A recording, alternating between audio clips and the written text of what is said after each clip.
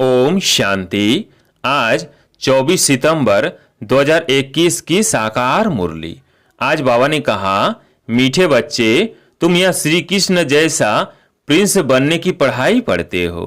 तुम्हें पढ़ाने वाला स्वयं भगवान है। प्रश्न, बाबा जब भगवानुवाच शब्द बोलते हैं तो कई बच्चे भी मूंझ जाते हैं, क्यों?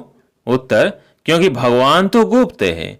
वह समझते हैं शायद इस दादा ने भगवानुवाच बोला है, परंतु निराकार भगवान को बोलने के लिए जरूर मुख चाहिए ना।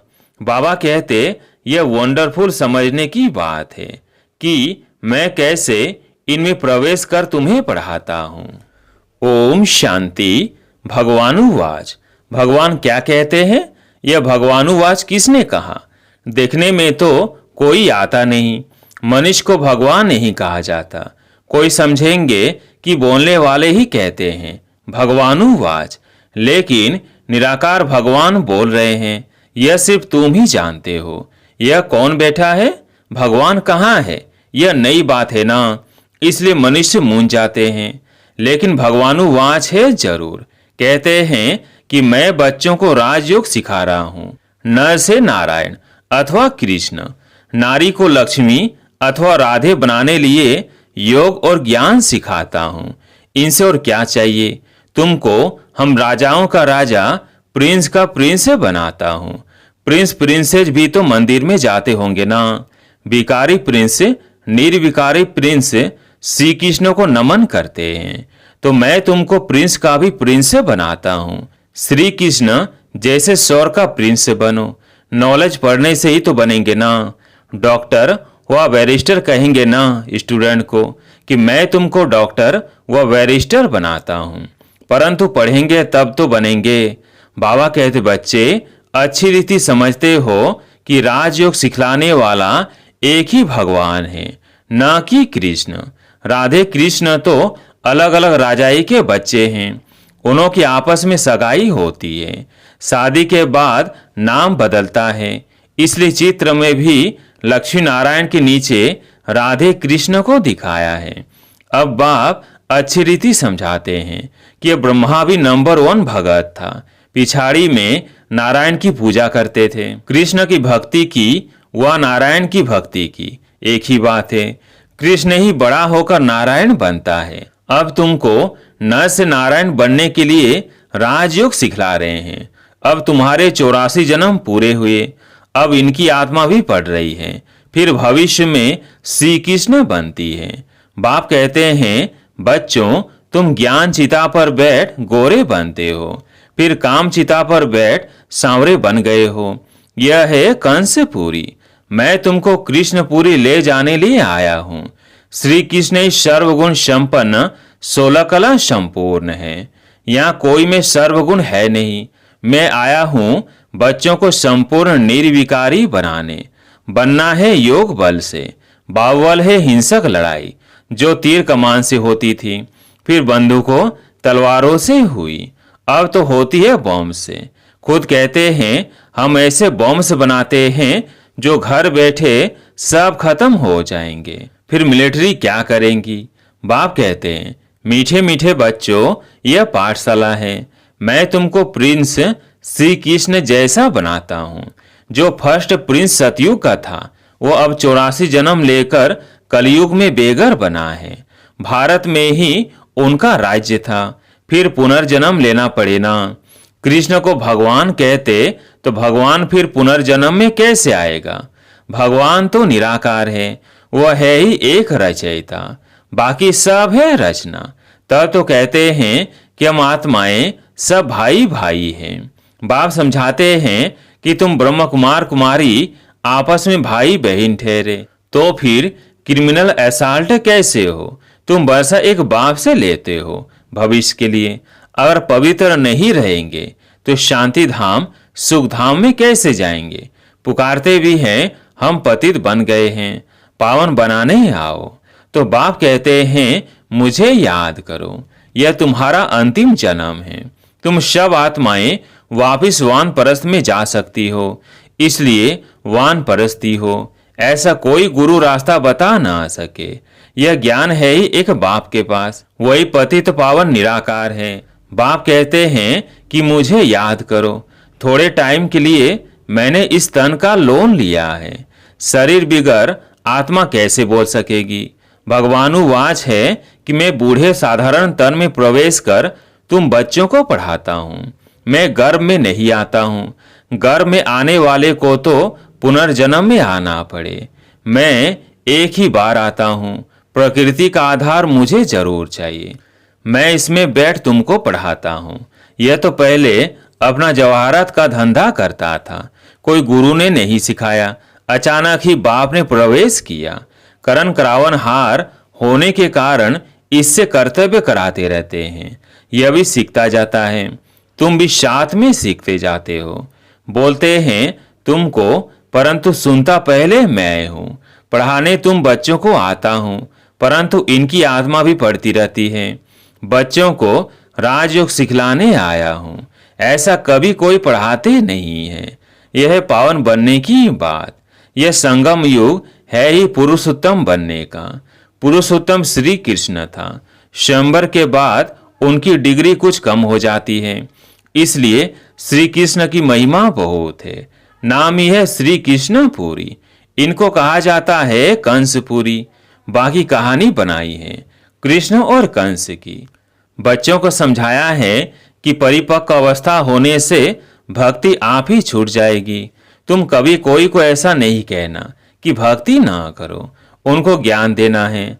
बाप तुमको ज्ञान दे स्वर्ग का प्रिंस बनाने आए हैं। कृष्ण भी स्वर्ग का मालिक था, अब नहीं है। फिर से वह भी राजयोग द्वारा बन रहे हैं। तुमको भी पुरुषार्थ कर बाप को याद करना है। हेवन का सपना करने वाला है हेवनली गॉड फादर। वही आकर नई सृष्टि रचते हैं। वह करेगा तब जब कलयुग पूरा होगा। सतयुग त्रेता नहीं आते। कहते हैं मैं कल्प कल्प संगम युगे आता हूँ। उन्होंने कल्प अक्षर निकाल सिर्फ युगे युगे लिख दिया है, तो भी 4 युग है। 5वां है यह संगम युग। अच्छा, फिर तो 5 अवतार मानो, परंतु इतने कच्छ मच्छ परशुराम अवतार होते हैं क्या? यह सभी शास्त्रों की बातें धर्म का नाम और भारत का नाम ही बदली कर दिया है। हिंदू धर्म और हिंदुस्तान कह देते हैं। भारत नाम क्यों बदलना चाहिए? यदा यदा ही धर्मस्य भारत, उसमें भी भारत का अक्षर आता है। बाप समझाते हैं कि तुमने कोई एक जन्म थोड़ी भक्ति की है, द्वापर से की है। भक्ति भी पहले अव्यभिचारी थी। शिव शिव की भक्ति करते थे। जिस शिव बाबा ने ही भारत को स्वर्ग बनाया था और अब ही स्वर्ग का मालिक बनाने आए हैं, तो पति शरीर में बैठ बताते हैं कि मैं आता ही हूँ पति शरीर में, पति दुनिया में पतितों को पावन बनाने। भक्ति मार्ग में तो फिर भी मेरे लिए बड़ा भारी मंदिर बनाते हैं। कितनी क्लियर बात है। इनमें बाबा की प्रवेशता हुई और गीता आदि पढ़ना छोड़ दिया। भक्ति छूट गई। अनायास ही तो छोड़ा। तुमको कोई ने कहा नहीं कि भक्ति नहीं करो। अब तुम बच्चों को बाबा समझाते हैं कि फिर से मैं तुमको कृष्णपुरी का मालिक बनाता हूँ। कृष्ण की फिर 8 डिनास्टी चलती है।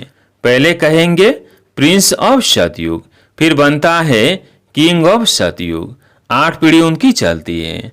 उस समय तो दूसरी राजाई होती नहीं। अब बाबा कहते हैं तुम बच्चे भी सतयुग के प्रिंस बनो। भक्ति में कोई सुख नहीं है। ज्ञान से तुम स्वर्ग के मालिक बनते हो। कोई का बाप मर जाता है तो उनसे पूछा जाए तुम्हारा बाप कहाँ गया? कहेंगे स्वर्गवासी हुआ। समझते हैं आत्मा और शरीर दोनों गए, लेकिन शरीर तो यहाँ ही छोड़ गए, बाकी गई आत्मा। इसका मतलब पहले नरक में था, आत्मा शरीर छोड़ स्वर्ग में गई। फिर इसमें रोने की क्या दरकार है? स्वर्ग अब यहाँ है क्या? परंतु समझते नहीं हैं। कह देते सब ईश्वर का हुक्म है। सुख दुख सब ईश्वर देता है, सब ईश्वर के रूप है। परंतु बाप कहते हैं कि मैं बच्चों को कैसे दुख दे सकता हूँ? बाप से बच्चे कब दुख मांगते हैं क्या? बाप तो बच्चों को लायक बनाकर प्रॉपर्टी दे जाते हैं। बाकी दुख तो हर एक को कर्मों के अनुसार ही मिलता है। बाप कहते हैं कि अभी बच्चे आदि कुछ नहीं मांगो, अब यह प्रॉपर्टी आदि सब खत्म होने वाली है, फिर तुम्हारे बच्चों को क्या मिलेगा? इतना समय ही नहीं है जो तुम्हारी प्रॉपर्टी का बच्चा मालिक बन सके। बच्चा बड़ा हो तब तो मालिक बने, परंतु इतना टाइम ही नहीं है, विनाश सामने खड़ा है। मनुष्य तो कहते हैं कि कलयुग में अर्जुन 40,000 वर्ष पड़े हैं। यह ब्रह्म कुमार कुमारियां तो विनाश विनाश करते रहते हैं। कहानियां है ना, शेर आया, आखिर तो आया और खा गया।